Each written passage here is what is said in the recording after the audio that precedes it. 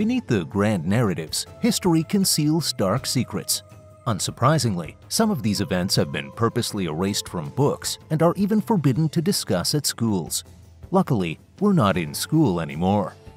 When you think of vampires, the first name that comes to mind is usually Dracula. He's the famous fictional character known for drinking blood and living forever. But did you know there's a real-life person who might have inspired this terrifying tale? Meet Elizabeth Bathory, a Hungarian countess from the 16th century. She's sometimes called the Blood Countess, and her story is even scarier than Dracula's. While Dracula is fiction, Bathory's crimes were very real. Elizabeth Bathory was born into a wealthy, powerful family. She lived in a grand castle surrounded by riches. But she wasn't just another noblewoman. She had a dark obsession with staying young forever. And that's where things get really creepy. According to legend, Bathory believed that bathing in the blood of young girls would keep her looking youthful. To get that blood, she began torturing and killing the girls who worked in her castle. She was said to have vampiric tendencies, enjoying drinking the blood of virgins, believing that it would preserve her beauty and youthfulness. Over the years, hundreds of young women went missing. It's said that Bathory's cruelty was unimaginable. She would beat, burn, and even bite her victims' faces and limbs. She is even said to have stuck needles into her victims' lips or body parts. According to the testimonies, Bathory's initial targets were servant girls aged between 10 and 14. Some believe she was responsible for over 600 deaths, though the exact number isn't clear. Eventually, people began to notice the strange disappearances, and the authorities investigated. In 1610, she was arrested and put on trial. The stories of Bathory's murders were further verified by physical evidence of mutilated, dying, or dead victims at the time of her arrest. Her servants confessed to the horrors that took place in the castle, though Bathory herself was never officially found guilty. Instead, she was locked up in her own castle, where she died a few years later. Elizabeth Bathory remains one of history's most disturbing figures. In the early 1800s, dentures were often made from the teeth of dead soldiers. After large battles, like the Battle of Waterloo in 1815, scavengers would rush to the battlefield. They weren't just looking for valuables, but also for teeth. Dead soldiers, especially young ones, had strong, healthy teeth, perfect for making dentures. At the time, dental care was not advanced. Many people lost their teeth due to poor hygiene, disease, or bad diets. Dentures were in high demand, but making them wasn't easy. The best dentures were made from real human teeth. Dead soldiers became the main source of these teeth because they died in large numbers and often had no time for decay to set in. The process was gruesome. Scavengers would remove the teeth from corpses, clean them, and sell them to dentists. Dentists would then insert these teeth into custom-made dentures, which were fitted into the mouths of wealthy people. These Waterloo teeth became famous and were prized for their quality. Using human teeth for dentures wasn't seen as strange back then. In fact, many people didn't know their dentures came from dead soldiers. It was just a part of life. Over time, as dental technology improved, this practice faded away. Today, it still seems shocking and a bit creepy. The idea of wearing the teeth of a fallen soldier is unsettling. It is safe to say that dental care has come a long way. In 1518, something very strange and unsettling occurred in Strasbourg, France. A woman suddenly stepped into the street and began to dance uncontrollably, without music or any apparent reason. At first, it seemed like an odd event, but soon more people joined her, and within days, dozens of people were dancing in the streets. What made it even more bizarre was that they couldn't stop. The dancers moved non-stop for hours, and some continued for days without rest. As time went on, the situation became more alarming as many collapsed from sheer exhaustion, while others suffered heart attacks or strokes. Some even died from the relentless dancing. Instead of slowing down, the phenomenon spread, and more people became victims of this strange plague.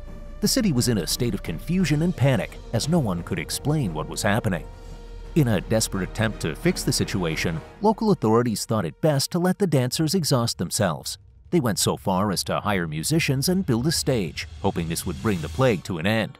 But instead, it only made matters worse, drawing even more people into the frenzied dancing.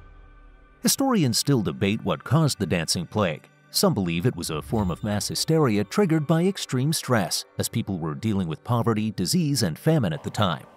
Others think it could have been caused by ergot poisoning, a hallucinogenic fungus found in wheat that can lead to spasms and delusions. Though the dancing eventually stopped after a few months, the event remains one of history's most puzzling and eerie mysteries. Our next historical fact is too creepy to be discussed at school. Let's take a trip back to the 1893 Chicago World's Fair. The event was meant to showcase human progress with dazzling inventions and grand exhibits. But it became infamous for a much darker reason: the terrifying crimes of H. Holmes and his so-called murder castle. One of America's first serial killers used the excitement of the event to lure unsuspecting victims into his horrifying hotel. H. Holmes, born Herman Webster Mudgett, had constructed a 3-story building near the fairgrounds, which outwardly seemed like a regular hotel.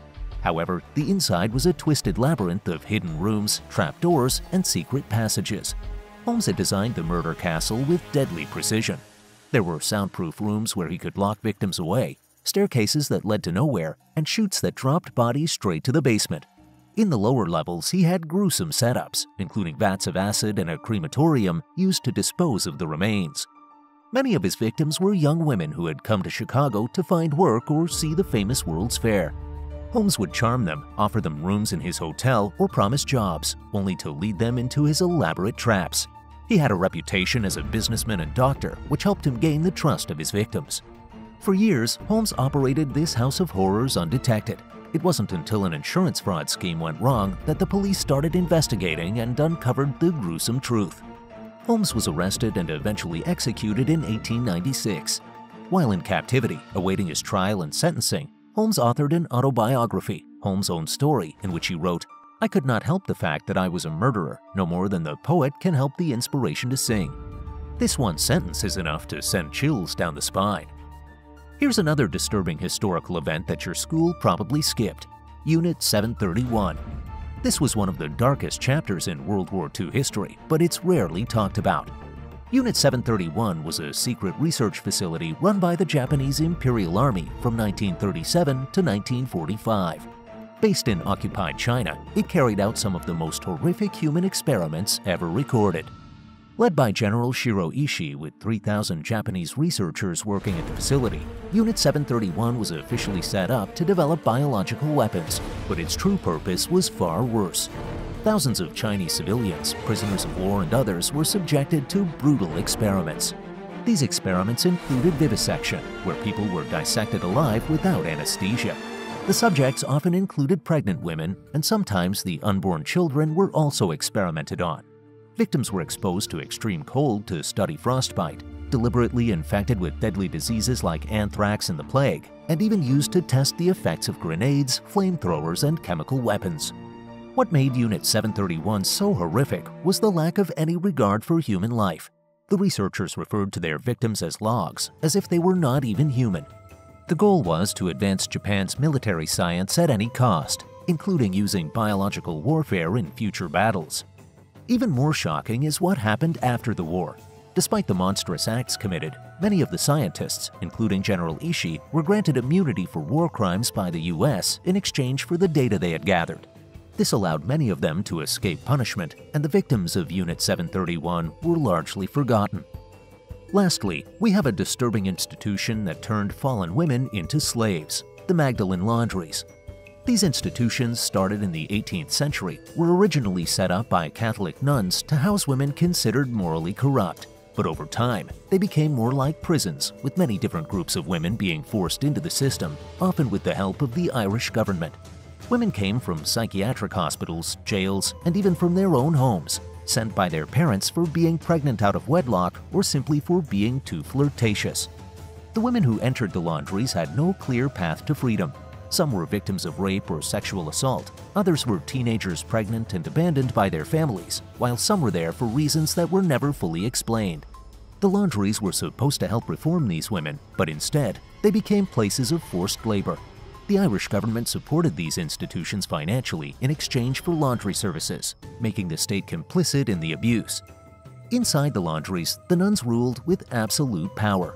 Strict rules of silence were enforced, and the women were made to work long hours in grueling conditions, washing clothes with no pay.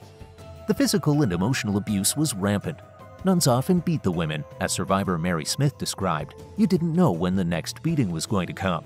The women lived in constant fear, stripped of their rights and dignity. These institutions continued into the late 20th century, operating in secret for decades. That's all for today.